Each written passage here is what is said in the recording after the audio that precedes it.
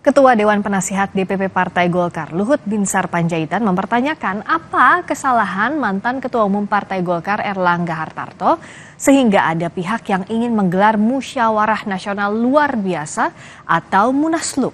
Luhut mengaku kaget dengan isu Munaslup Golkar.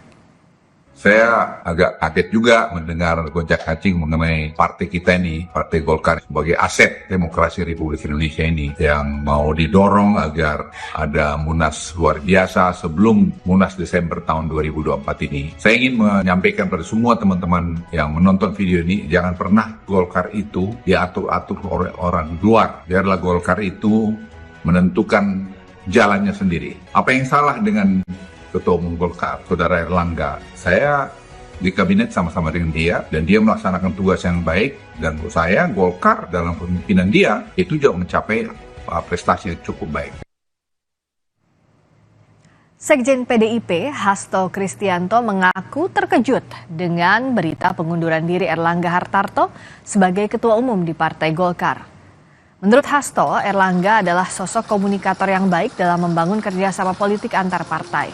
Diakui Hasto, PDIP banyak bekerja sama dengan Partai Golkar, utamanya dalam gelaran Pilkada 2024. Hasto juga bilang gejolak yang dialami Partai Golkar bisa memengaruhi konfigurasi peta politik Pilkada, utamanya di tingkat provinsi.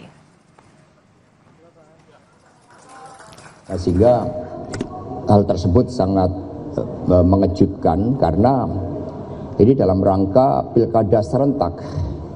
Dan muncul kejadian politik yang dalam kategori kami suatu hal yang luar biasa yang menyentuh aspek kedaulatan partai. Nah, tetapi kalau di tingkat kabupaten kota itu relatif konfigurasinya menunjukkan representasi dari peta politik yang ada di daerah. Tetapi kalau terkait dengan Pilgub, memang ada berbagai skenario karena ada kepentingan kekuasaan itu. Yang juga jadi sorotan